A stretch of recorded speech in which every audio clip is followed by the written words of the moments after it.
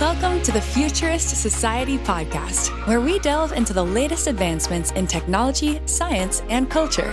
From discussions on the latest breakthroughs in AI, biotechnology, and space exploration, the Futurist Society is your window into all of the awesomeness that the future holds. Get ready to be informed and inspired as we consider the positive impact of emerging technologies on humanity.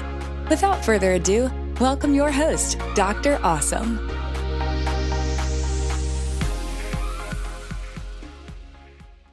Hi, everybody. Welcome back to the Futurist Society, where we have today Bob Rogers, who is an expert in artificial intelligence. And as always, we are going to be talking in the present and talking about the future. Bob has really done a lot of amazing things in the artificial intelligence space. So we're very lucky to have him, and I'm going to pick his brain about a lot of stuff that I see happening down the pipeline. So Bob, welcome. Thanks for joining us. Tell us a little bit about yourself, how you got involved in AI and what you're doing now. Yeah, thank you. It's wonderful to be here, and I'm a huge fan of the vision for the podcast. I myself am very optimistic, so it's a great starting point. So I guess I'll tell the story about myself going backwards. I'm currently the CEO of a company called Orchestrated Intelligence that is bringing AI to supply chain in general, because there's lots of challenges around automation and efficiency that supply chains are struggling with. We certainly saw that in the pandemic when we couldn't buy toilet paper, for example. Prior to OII, I was expert in residence for artificial intelligence at the University of California, San Francisco, where I led a team of data scientists who built the world's first FDA-cleared AI on an X-ray device. That was commercialized by General Electric as the GE Critical Care Suite. And I'm extremely proud of it because it's deployed all over the world and it's saving patients' lives in the ICU every day. So really happy about that. I'm also a member of the Harvard Institute of Applied Computational Science Board of Advisors, where they're really crafting a new generation of education around data science and AI for students out there. Prior to that, I was chief data scientist at Intel, where I led Intel's partner ecosystem for AI and analytics. And before that, I was co-founder and chief scientist of a company called Apixio, which was a healthcare AI company that was acquired in 2020 by an insurance company. If we go all the way back, so now I'm going to answer your question, which is how did I get started in AI?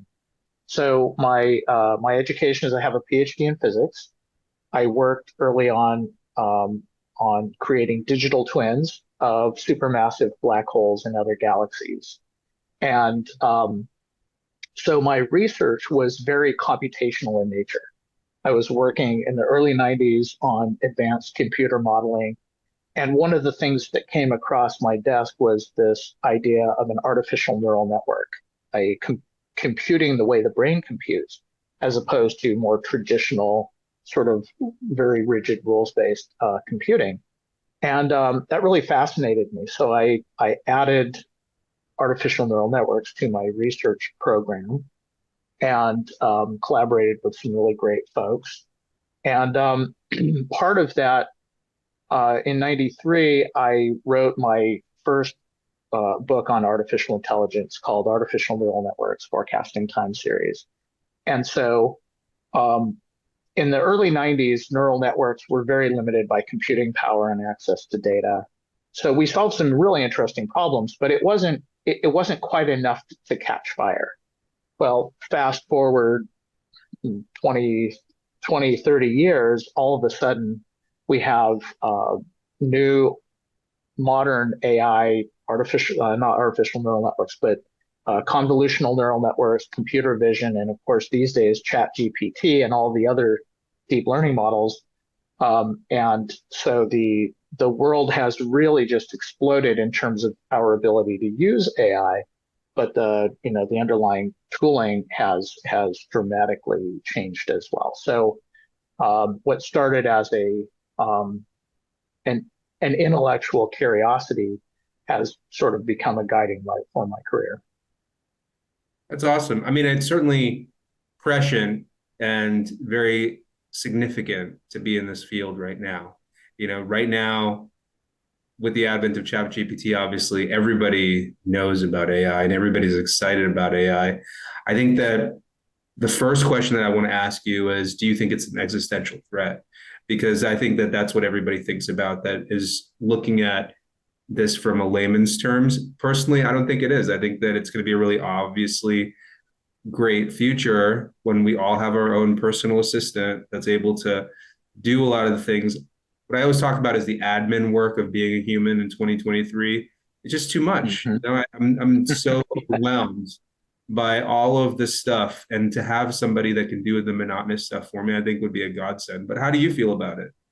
Yeah, so I mean, I 100% agree with you. I always like to talk about AI as augmented intelligence rather than artificial intelligence. Mm-hmm. Most of the tooling that I've built in my career is helping people do the more interesting work that humans are good at and automate away the horrible, tedious stuff that humans aren't good at. I mean, there's all these types of roles I've seen in academic medical centers, for example. Um, at UCSF, I'll just give you a very specific example.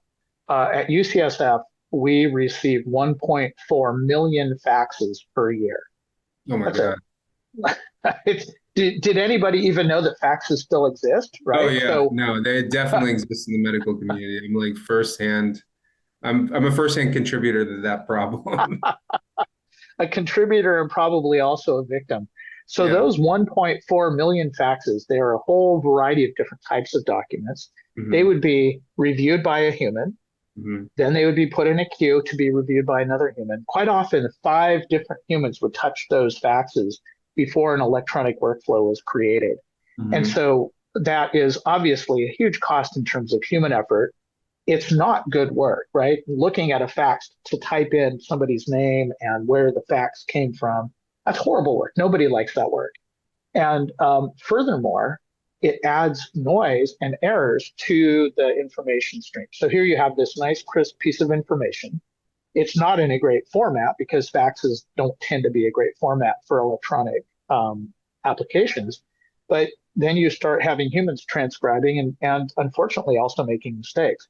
So there's many, many reasons not to have humans needing to do that. So at UCSF, we actually built an AI pipeline using a combination of the latest large language models and transformers, along with computer vision, to allow us to understand not only what was written on these documents, but also how to contextualize it based on, just little boxes. The box says demographics, and now I know that this name in this box is a patient's name. So it was this really nice marriage of computer vision and large language models, and it then allowed us to automate identifying what is this document about, who is it about, where should it go, and then going straight into a pipeline.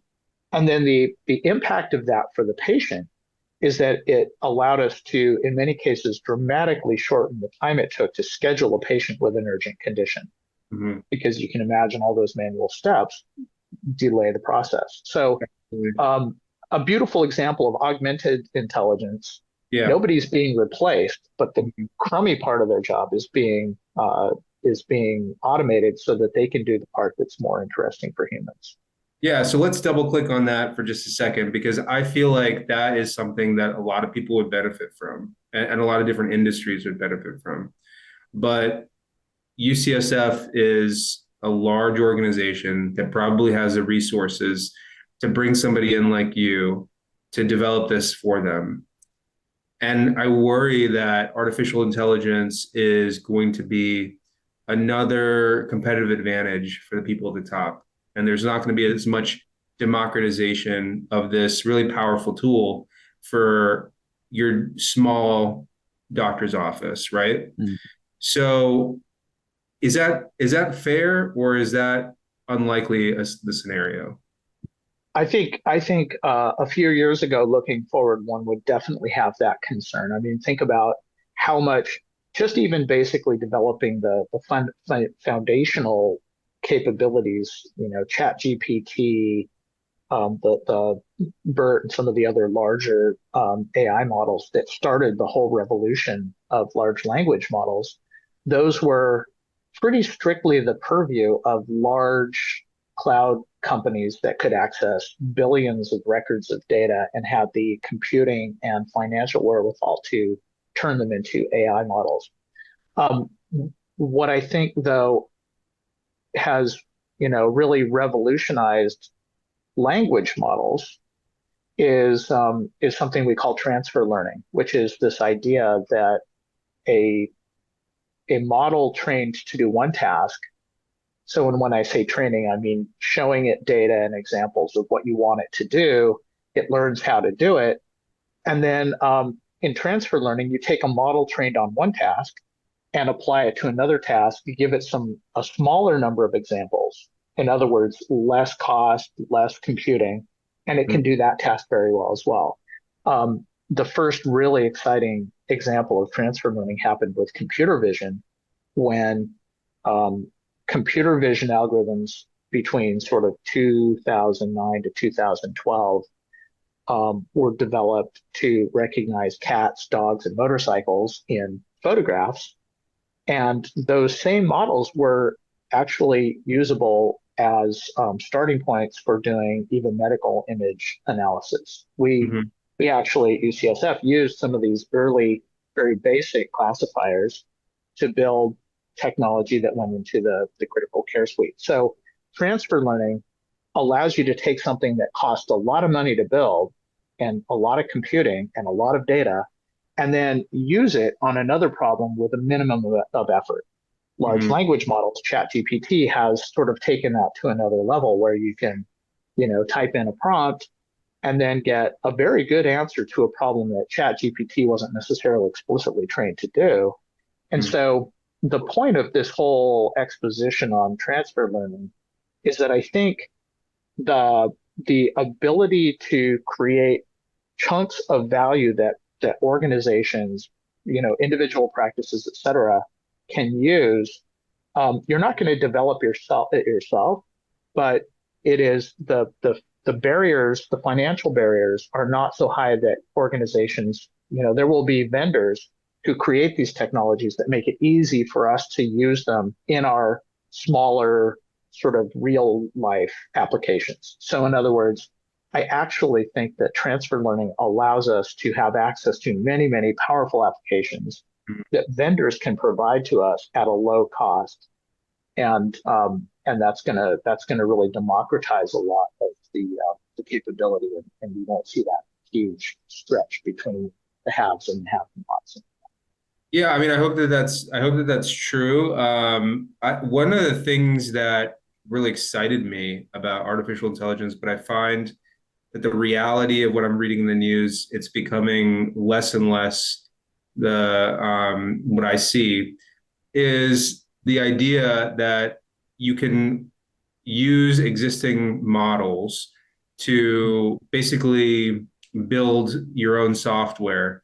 And that is something that, whereas a few years ago, a team of six would take 3 months to make something. Now Mm-hmm. they're to do the same thing with a team of two, and it might take you 2 weeks.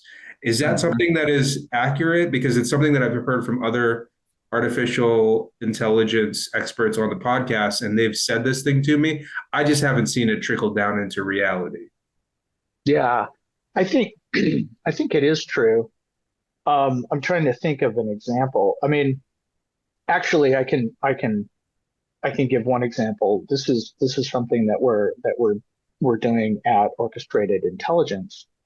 Um, you have one of the ways to visualize supply chain information is on a map, and so you can see, where's my inventory risk, or my service risk, or what are my costs? Where are my costs going to be a problem on the map?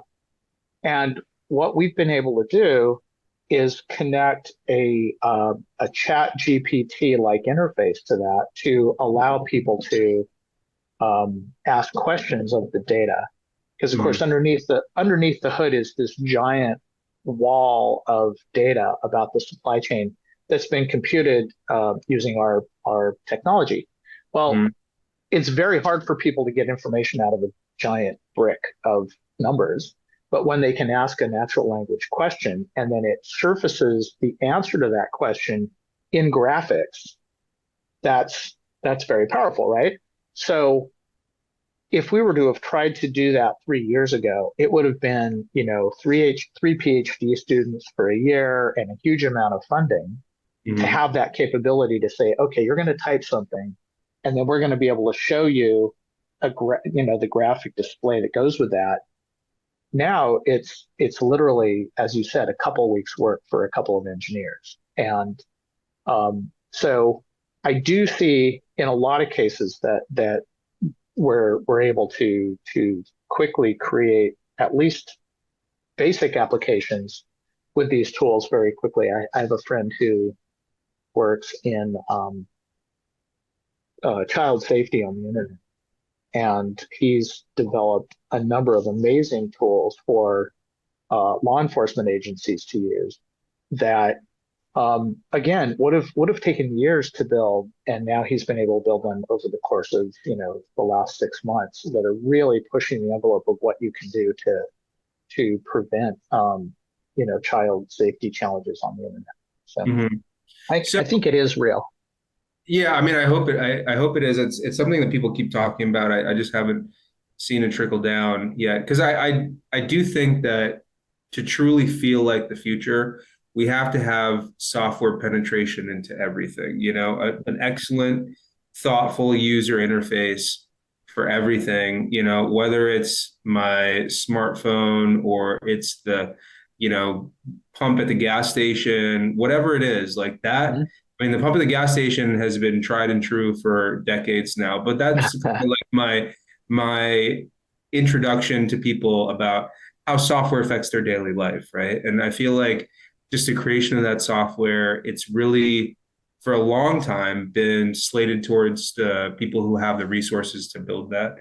And I wonder when that's going to be something that's available to all of us. I hope that, I've seen videos of people that are using it to code and everything like that, or using the language models to help them with coding. So Yeah. hopefully that'll make it more efficient.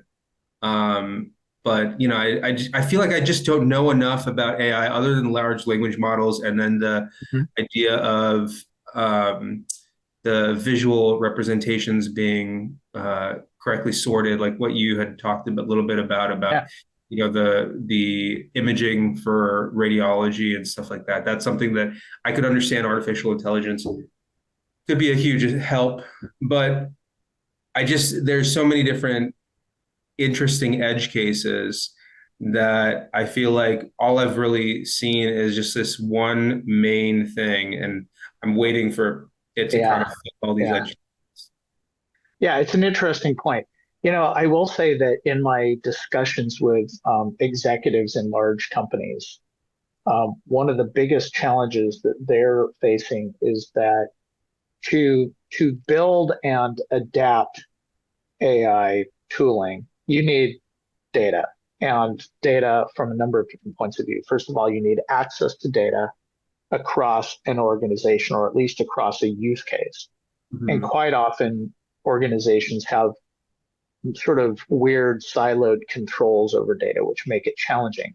Then there are concerns about, well, what is the quality of our data? And honestly, I will say that most organizations that are worried about the quality of their data, those fears are overblown. Data is decent enough using AI to sort of, patch over the parts that aren't perfect. But Mhm. then the other piece that's challenging is quite often, because data has not been a first class citizen in most organizations, sometimes you're not collecting the data that you need to collect to be able to do the next thing. So it's not so much that the data isn't in the right warehouse or accessible or clean enough. It's actually that you haven't collected it. So one Mhm. of the things I know about Amazon, um, early on, the absolute principle for forming Amazon, building the infrastructure at Amazon, was everything has to be measured. If it's not measured and measurable, then we're not going to pay attention to it. So if you want something to be important, you've got to be measuring it. And I think that's given them a huge advantage in terms of really instrumenting their entire end-to-end ecosystem and the whole buying experience. But many organizations are not measuring all the little bits and pieces that they would like to have to instrument. So access to data has been a challenge, but I think it's getting better because everyone's thinking about that now and trying to figure out how to get better at just capturing what is going to be relevant for specific problems. Yeah. Yeah. I think that especially with, your business being in logistics, I feel like, there's so many intricate pieces to logistics, right? I mean, Mhm. Yeah, there's so many data points that yeah, it is really going to be interesting to see once it's all a symphony as opposed to like a bunch of different bands playing together, right? That's yes, going to be something interesting to see. I always think about like yeah. when so science fiction is a big inspiration for mine, and one of the action movies, I, Robot with Will Smith came out, and they Oh had this yeah, great. like highway that there was one lane that was only semis. I can imagine that being Hmm. the um the logistics like superhighway that eventually, like when we Hmm. can make all of these different intersecting companies work together, then it's going to be like in my field like a main artery versus all these little capillaries, right? So Yes, I don't yes, know, that's something that really excites me. I look forward to just the convenience of that, but what yeah. excites you about it? Well, so I I love the idea of just making things work better the way we expect them to, right? Hmm. Like, the trick in like on the logistics and supply chain side of things is right now supply chain is very sort of it lacks automation. It's very reactive. So what happens is there are people who are getting on phones and calling the factory or calling UPS and putting a pallet on a plane to make up for the fact that the supply chain has missed a trick somewhere and the product isn't going to get there in time. And so it's this sort of you actually you touched on why we call orchestrated intelligence because we're thinking about this. This should all be a coordinated symphony and not a cacophony of reactions to events, right? And so the the the way supply chains work today is you have some rigid handwritten rules that determine when you're going to order more of whatever it is you need from your supplier. And so those rules just sit there and hopefully get triggered in time, but they're not reactive at all. They're not proactive. Hmm. They're not predictive. They're just waiting for the world to happen to them. And so I love the idea of taking AI tooling and automating the steps in front of that to make that all work really, really well, giving organizations control over their costs and their service and their inventories. But more importantly, also taking out that sort of non-productive piece. I mean, calling up the factory and saying, you've got to stop production and make this other thing because we've got a problem is not helping any of us be more effective or more efficient. And it's certainly not it kind of goes back to our thing of that's not the interesting sort of human thinking that you want to be doing. Hmm. It's just this task you have to do. Whereas, Hmm. figuring out where you think the next changes in your demand and your customer experience are, that's much Yeah. more interesting. So I really do like that sort of automation and making things work the way you think they should work as opposed to a very sort of reactive rigid Yeah, no, system. I think that's going to be an interesting thing to see, especially with all these big giants like Amazon, and I mean they're geared for this technology, right? Like I mean I can't even imagine stuff getting to me any sooner, but like I want it to be coming in sooner. Yeah, If I had the option of an hour versus a day, I would choose an hour every time, and I feel like the only of way that we course. can get there is artificial intelligence. It's just too many Yep. variables for human beings to be able to coordinate. But Yeah. one of the things that you talked about, which I thought was really interesting, before we started talking on the podcast, is the idea of AI kind of protecting your privacy, which I think is another huge benefit to just AI. I just feel like just like with part of the admin work that's required with, just being a human in 2023, like not only just remembering passwords and everything like that, but just the access to those passwords, being diligent about making sure that it's not put into the right places.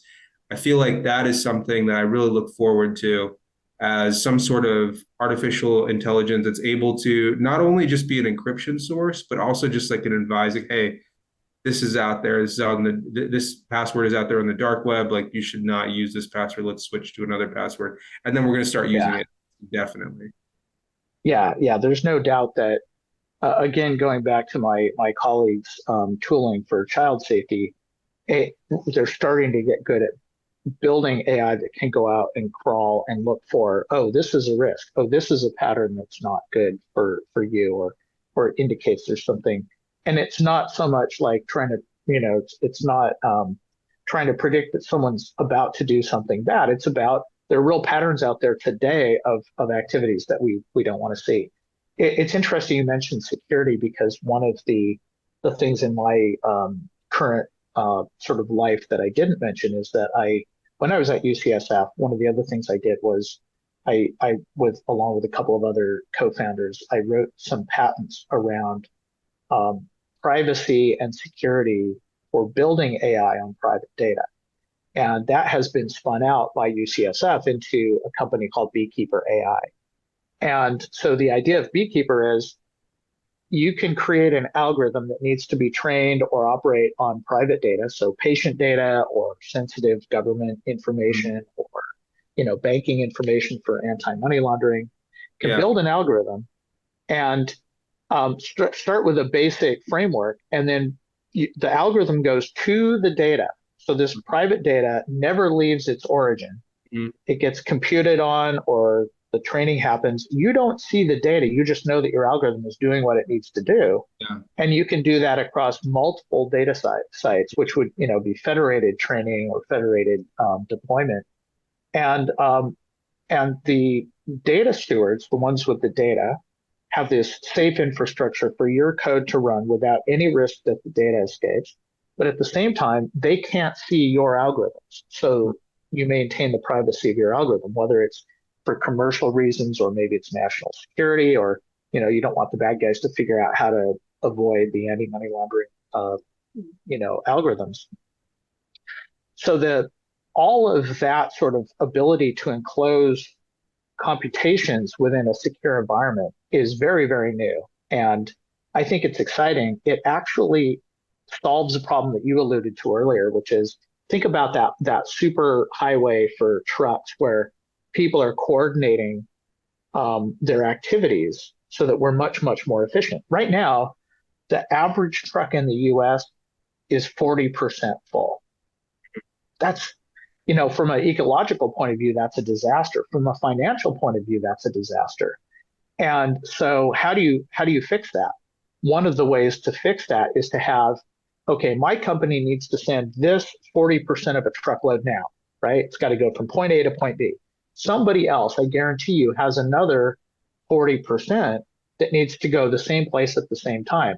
But I Yeah. don't know who it is because, well, we're not coordinated. There's no the biggest challenge to coordinating that information is privacy. I don't Yeah. want anyone to know what I'm selling to who and what Yeah. my shipments are. And maybe I have a weakness. Maybe it's just information about my customers.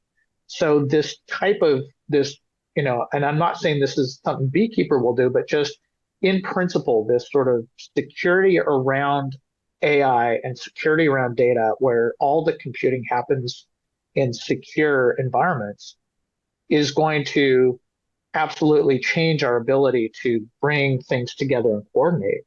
And I'm really excited about that because that's just a perfect marriage of technology with psychology, right? Like whether or not our security fears are real, we are very nervous about our information being shared. So technology that makes it possible to coordinate without sharing is very, very exciting.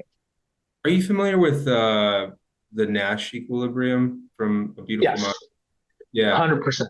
Yeah. Yeah. So the idea for those of you guys who are listening is that, when not acting in concert with each other, there's a lot of inefficiencies in the system. But if we act in concert with each other, then everybody can play, right? Everybody can Yep. play at their highest Yep. level. And I tend to agree with that. I feel like what I what I see is like a detractor from this kind of adoption of some of these ideas of universal coordination, which I want to happen, is the idea of all of the companies buying in, right? So Yeah. like for example, like Beekeeper, right?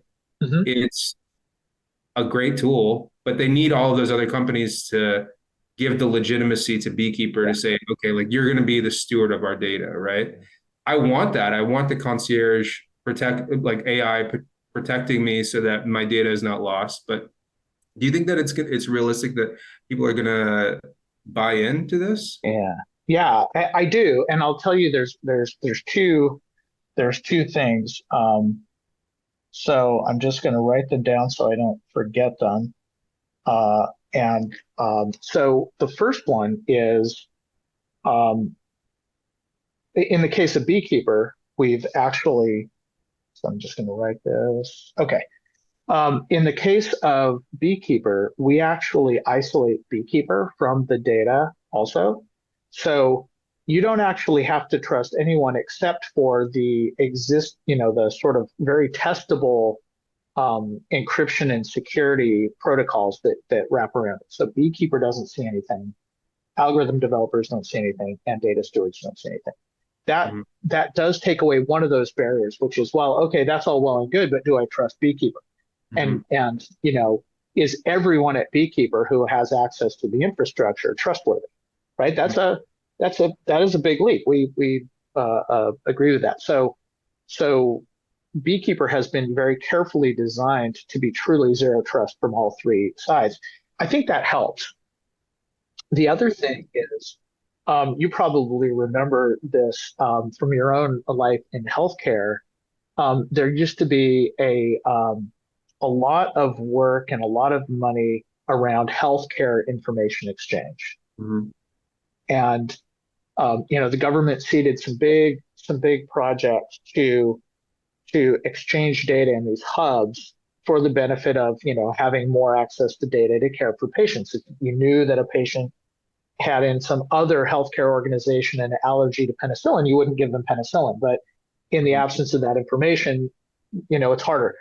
So the idea was very good, but that was a case where you definitely couldn't get everyone to buy in. And one of Right. the reasons was Yeah. it was just how much money did you have to spend to get your data into a format that everyone else could read, right? It was And, enormous. It was you know, impossible. if you transfer from like one hospital to the next like a 30-mile radius, all of them are on different like all of them are on different data servers and all of them have Yep. different sets of Yep. data. So like Hmm. I just see that as like, such a huge roadblock to all this coordination. Yeah. I feel like healthcare had this interesting case example for all these other industries because we were Yes. forced to become digital, a couple decades ago. And the data that we have right now, a lot of it is unstructured. It's good for, radiology and like these specific cases, but Yep. privacy, it's such a big task, right? It's a big obstacle. Yeah. Absolutely. So I 100% agree with you. And in fact, expanding that from healthcare to enterprises writ large, when I was at Intel, I can't tell you. I mean, this number is in the hundreds of companies I saw doing huge multi tens of millions of dollar Oh data yeah. lake projects. Oh, we're going to put all our data into a data lake and we're going to transform it. We're going to harmonize it. I mean, they spent, truly tens of millions of dollars at least. Mhm. And at the end of the day, the CEO would ask, well, okay, so what's the ROI on my data lake? Well, Mhm. if we spent $20 million, then your ROI is negative $20 million. Right. The reason is you're doing all this transformation and all this infrastructure and technology, but you don't have an end objective in mind. It's like, oh, Mhm. the I like to say, they sort of had a fantasy that the insights would bubble to the surface of the data lake, right? Yeah. And Yeah. so here's what I've seen that really does work, and where I hope that industry and healthcare and other supply chain are evolving to is, if you start with a single problem, So here's something I need to solve. It requires these pieces of data. They come from a few different sources. But when I solve this problem, it creates this much value. Mhm. So I'm going to just build a little bit of infrastructure it takes to connect the dots there. Then I get ROI. Guess what? When I've done this project, the CEO asks me about the ROI. I say, oh, the ROI is, I saved $100 million because I reduced the inventory for my company across the board. This is it's a lightly veiled orchestrated intelligence use case, but it applies to everything. It applies to healthcare. Um, so then what you do, think of that as, I don't know. I always ask people this. Have you read Cat's Cradle by Kurt Vonnegut Jr.? There's No, this I haven't. concept. Okay, well, it's a great short read. There's this concept called Ice Nine, Mhm. which is actually ice that freezes at a higher temperature than normal ice. So Mhm. if you drop a crystal of Ice Nine into water, it all freezes. That little crystal nucleates a Wow. crystallization. Okay. So the way I think about these small projects that just bring together the minimum information is they create the ICE 9 for the entire organization to Mm. start to use data in an effective way. And you start to see the Like, patterns of what to like that connect, a lot. what matters. Yeah, Yeah. So like just all my cards on the table. Like I'm a founder of a surgical practice that employs 200 people, hmm and see all of these advancements happening, and we're still like very much like a mom and pop business. I mean, we do things the same way that most people do things, but then you see all of these advancements happening in artificial intelligence, and you're wondering like where the direction is going and stuff like that. So it's nice to hear the insight, and I've never really been able to prove the ROI to all my other co-founders. And I've yeah, been telling them for a long time, like, we need to get a CTO. We need to, bring somebody in that really knows technology in such a yeah, way, because I feel like if we can be the forefront on this industry, I think it's going to hold a lot of benefit. And I yeah, never really thought about like the just proving the return on investment from a small task would show them that would be something that we should start investing in. That's a really interesting topic. I really like that. I'm going to take that if you don't mind. good. So I did want I want to, to see ICE 9 showing up everywhere. yeah, absolutely. So I would be remiss if I didn't talk to you. You're in the logistics space. We see this trend of globalization making such a environment that China and other countries are kind of like where the manufacturing happens, and the U.S. is kind of like where the, Yep, other decisions are made that are not manufacturing. yep, Do you think that artificial intelligence is going to certainly make everything more efficient? Is it yep. going to affect the supply chain in such a way that manufacturing will be here again? Do you think that that's going to happen? Because I, that's what I think that the majority of people, when they think supply chain, they think about all the issues that happened around COVID, about how yeah, yeah, yeah, we had this huge kink in the system because China was not available to us anymore. And so yep. now we're having, a lot of insight and a lot of people looking at this as a potential problem. But I feel like I don't know if artificial intelligence is going to close the gap. I feel like, humanoid robots are going to close the gap, and that's kind of part of artificial intelligence. But you're kind of in this space. How do you feel about how the future is going to play out? Yeah, so it's interesting. There's sort of a couple levels there technologically.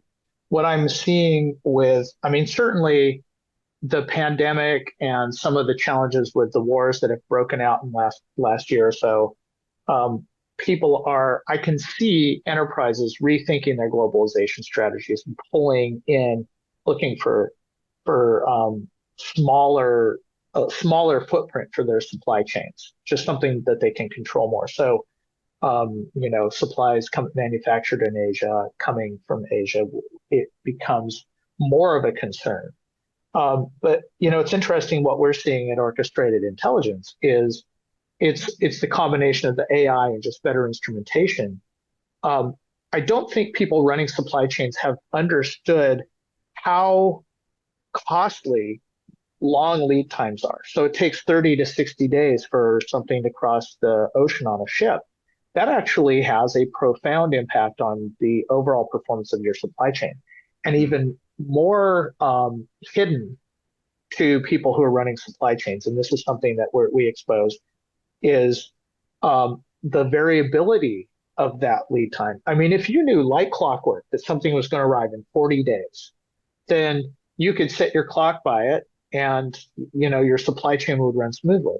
But a lead time of 40 days, sometimes it arrives in 34 days, sometimes it arrives in 75 days.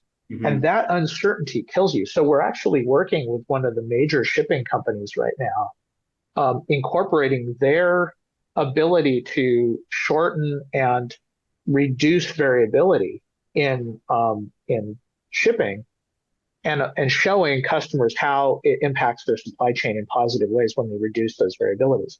Mm-hmm. As that becomes more and more understood, I think it creates a financial pressure to find find solutions that have shorter shipping lead times, and that becomes part of the equation. Right now, quite often supply chain is just thought of as the cost of doing business. Yeah. It's not seen as like a knob that you can control, and it's all part of your overall story. So I think that's definitely an area where AI and better analytics is helping. I think also this is a general statement about AI. AI is very good at taking tribal knowledge or local know-how and sort of mechanizing it and creating an ongoing, evolving knowledge base. Mm-hmm. So as we get good at sort of tracking how different processes in manufacturing and assembly and even logistics happen, the AI will allow us to transfer that knowledge from one location to another more easily. And so that when the business case is there, it might make sense and actually be easier to replicate an operation in closer to home Mm-hmm. than elsewhere. So I think knowledge transfer is aided by AI. That's probably the way to say it. And that's an That's important point. absolutely true. Absolutely true. I mean, Yeah, just the universal translation alone, exactly. I Exactly. can That's a I great can tell you, example. like my daughter, she's 2 years old, and she watches these cartoons that are obviously made in like, some other country, right? Like Yeah. the culture is like totally different in these cartoons, but All right. they're speaking in English, and it goes both ways, Yeah. right? So like the best in ideas that we have can easily be transmitted Yeah. to those other cultures as well. And I feel like that is really, really interesting. The internet was just the first step in this. I think Yes. that we're still siloed based on our country of origin, our language of origin. I think that's something that artificial intelligence is really going to help with. I'm really excited about that. Yeah. I totally agree. Just way more ability to just connect and translate, and that knowledge transfer piece is huge. So Mhm. that's a big one. You mentioned robots, and something that I've observed that I just think is very fascinating in the logistics world. So I've been going to logistics and warehousing and supply chain trade shows for a number of years now. And early on, there were good robotic systems. Think both, picker arms, like an arm that can like pull parts and put them into a box and like, okay, I need an A, a B, and a D for this one. Okay, B, C, E, F for this one. And also humanoid robots who are actually moving around, like taking stuff, picking and moving parcels around a warehouse. Those things existed 3, 4 years ago. They were starting to come down in price because the technology, reinforcement learning, and some of the other component parts have gotten cheaper.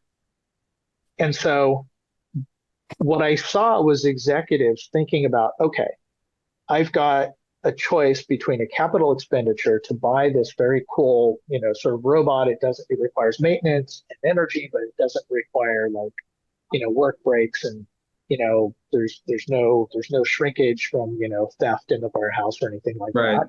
On the Or other open. hand, it is, yeah. And on the other hand, it is a capital expenditure.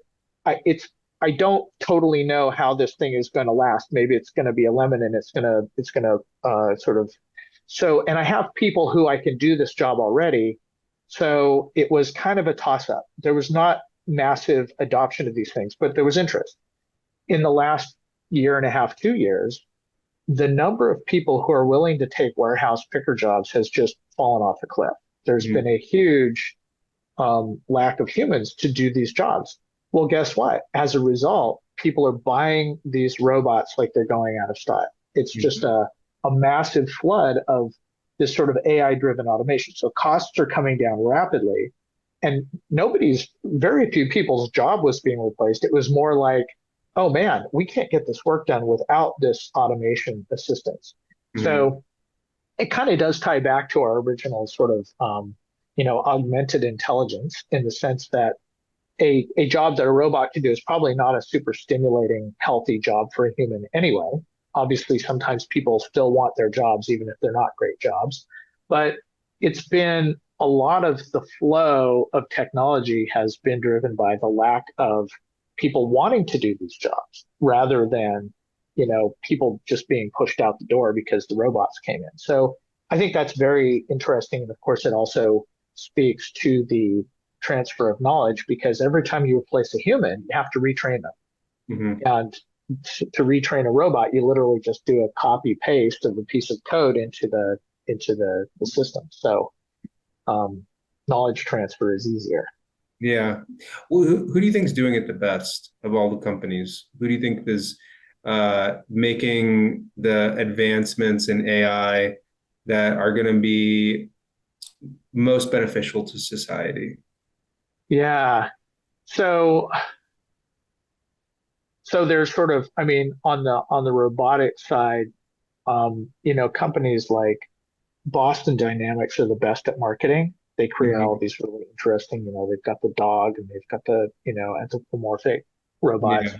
They're creating a lot of awareness. I would Mhm. say that there are a lot of companies innovating in specific areas and they're all bringing some value.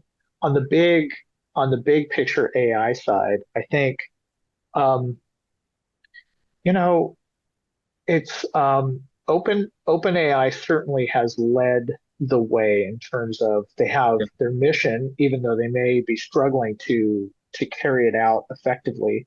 Their mission is to create AI that's good for humanity. Mhm. So I think that's helpful because we do want that. I mean, I don't know, people probably don't know. ChatGPT is actually, it was originally based on GPT-3, which is this large language model. But ChatGPT actually has a layer of control on top of it that was trained to make it basically be nice. It's Mhm. like if you ask it to tell you something bad, like, let's just take something simple like, oh, how do I build a bomb? Mhm. ChatGPT will say, well, I'm sorry, I'm not programmed to give you that information. GPT itself has that information. So they've created a layer on top that makes it sort of human friendly. And I think that is an important principle for all these things. So they've done a good job. I'm a huge fan of Satya Nadella, the CEO of Microsoft. He has both Same. turned Microsoft around culturally, but also Absolutely. he's making great investments. And he is, I don't know him personally, but everything I know about him, I think he's pushing things in a good direction. So Microsoft is bringing a lot of really nice consumable um, services to Microsoft Azure, which is making it sort of it's interesting. This flows back and forth, but in healthcare, it's been recently a platform of choice for cloud computing. And of course, the other cloud providers also have a stake in that. And I'm sure Yeah, they'll I'm a name them. huge But fanboy for Microsoft, specifically yeah, Satya Nadella, but in general, like yeah. I bought the first Windows phone. I thought the tiles were gonna revolutionize the industry, and then also now like I'm talking to you on a Surface Pro and Uh-huh. the entire, Microsoft Teams and Office suite is like my exclusive. Like I don't use anything else other than that. Yeah. Yeah. But regardless, Satya Nadella he's like the type of leader that I want to be, right? Like he's Yes, I totally agree. He's intellectually curious. I think he's just a really great guy. And I hope that Microsoft kind of molds these different disparate elements into something that's really providing a lot of value for humanity. And I think it will. I think that that's has been his Yeah. goal since day one. Listen, Yeah. we're getting to I the end of agree. our time. I don't want to miss these questions that I asked all of my guests. It was Uh-huh. been really interesting speaking with you, but I do want to get your insight on more general stuff because Okay. as who's kind of like a thought leader in AI, I do want to find out what your motivation was for doing the things that you do. For me, a lot of the stuff that I try to push across is because of the science fiction utopian fantasies that I was reading when I was a boy. I want to make sure that we live in that future that everybody can really look forward to. I think that the best for humanity is yet to come. But that's just me. What Yeah. about Bob Mhm. Rogers? Where do you get your inspiration from? Yeah. So it's interesting because I have a similar genesis. One of the aspects of my career that I didn't talk about much was after I wrote my first book on neural networks, which was called Artificial Neural Networks Forecasting Time Series. People called me up and asked me, "Can you forecast the stock market?" And I researched it a little bit. I met a guy who had a trading firm. We actually founded a hedge fund that we ran for 12 years very Hmm. successfully. And what what I it was something I sort of fell into. Right? It's like, oh, I get to do modeling and data stuff, and I can make money, and oh, this is cool.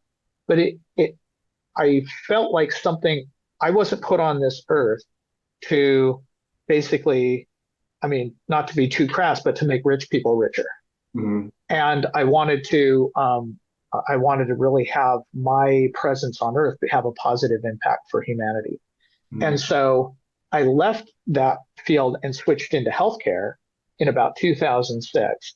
And the idea was I'm going to ply my craft around analytics and AI and data science in a way that helps humans. And when I mentioned the GE Critical Care Suite, I'm extremely proud of that because literally, if you're in an ICU somewhere in the world and they've got that system in place, if you start to develop a life-threatening pneumothorax, a collapsed lung situation, it will not only identify it in your chest X-ray, but it will alert the radiologist that they need to immediately look at an image, and so it changes the game for people's safety. And so I love the idea of building new things that just kind of cast a broader shadow of good on the world. That's why I was super excited to come on this podcast because I think that's what you're doing here fundamentally is saying, okay, listen, let's not all be gloom and doom about existential threats and war and pestilence. There's a lot of good, and we have to all sort of mold our part of it to Mhm. move in the right direction. And this is the inspiration for that. So yeah, I'm that's why I got into healthcare. I have I've been enjoying supply chain because there are fewer restrictions on applying the solutions and getting them out there. And at the end of the day, when we improve a pharmaceutical supply chain, for example, people are able to be insured of getting the drugs that they need when they need them. When we're doing food, it's building resiliency so that our food supplies don't get disrupted if something crazy happens that we didn't expect. And I think that's exciting. Yeah, absolutely. I totally agree with impact factor being a decision and why I do what I do. Yeah. Um, but it's really exciting to see that in real time. Like you have the data in front of you. You can Yeah. tell yourself, okay, like I've improved based on this metric, which is really, Yep. really cool. Okay, so the second question that I ask all my guests is that other than what you're doing, which is AI for logistics, what are some other technologies that are coming down the pipeline that you're really excited about? I mean, it could be an AI application, like Mm-hmm. full self driving, for instance. Mm-hmm. Yeah. I always tell people I cannot wait until full self driving comes out. I'm gonna be the first person in line for full self driving, just so I don't have to commute anymore. Even like a 30-minute commute, it could be like 30 minutes of Zen meditation if you have full. Exactly. But anyway. It's so funny. I'm laughing because when I was at Intel, I used to give these keynotes to these huge audiences all the time, and I would always talk about autonomous vehicles and ask the audience to kind of weigh in. And there's always like a split in the audience. Some of them are like, oh no, I'll never take my hand off the wheel, and sometimes it's like a risk or a fear thing. Sometimes it's just I want to be in control of my car. I Mhm. like that feeling. And then there's the other part of the audience, more like you, which is like, yeah, I'm spending a lot of time in my car, wasting valuable CPU cycles where I could Mhm. be thinking about other things or meditating. I'm definitely in the category that you're in. Mhm. I can't wait to be able to just sit there and think about other things and not be having to constantly pay attention.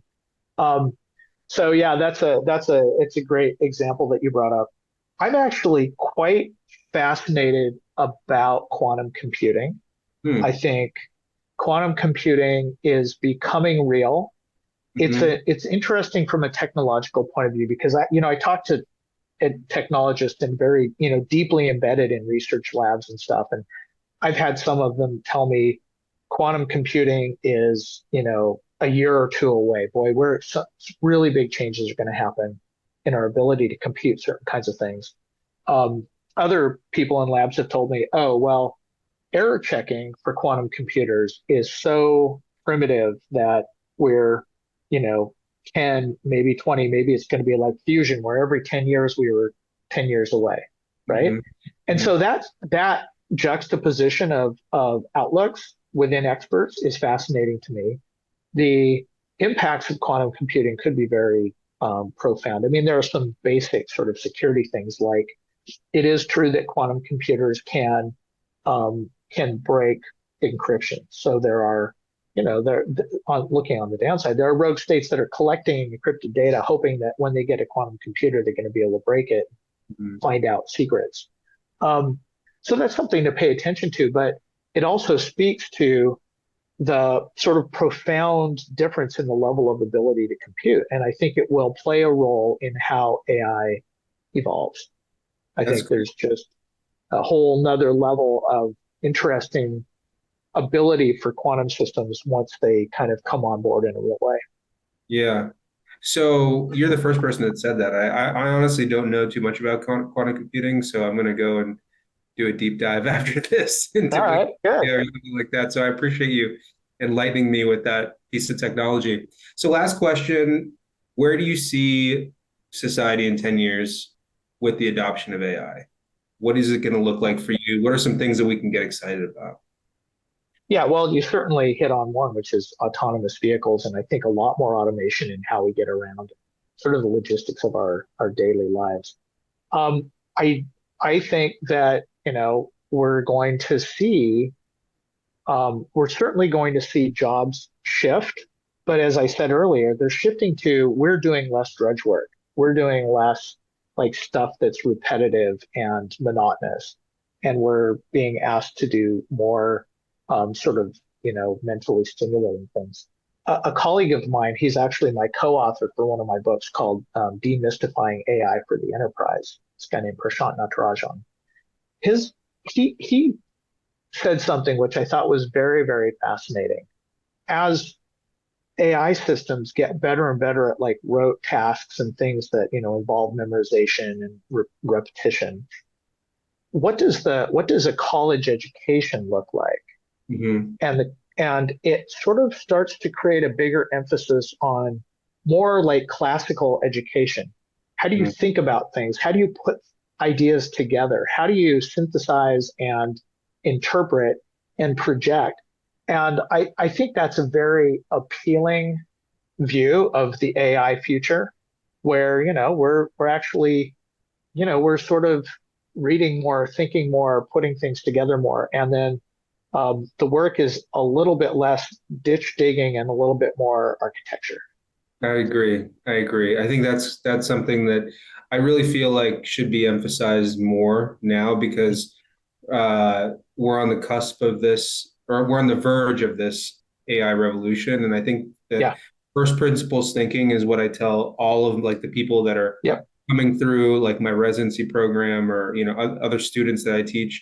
That is what you need to make sure that you understand, because the information is out there. Like rote memorization is going to be a thing of the past, right? Like we just Yes. need to be able Yes.